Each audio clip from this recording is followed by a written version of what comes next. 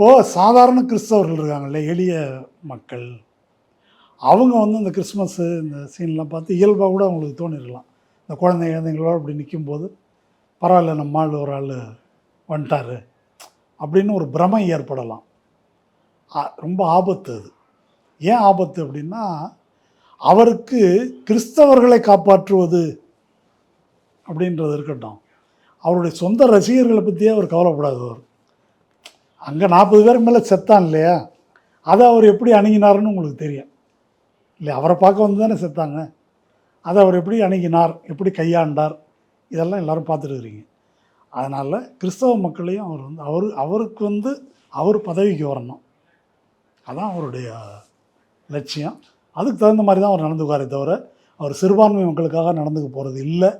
இதை வந்து மற்ற யாரும் புரிஞ்சுக்கிறாங்களோ இல்லையோ, கிறிஸ்தவர்களும் இஸ்லாமியர்களும் புரிஞ்சுக்கணும்.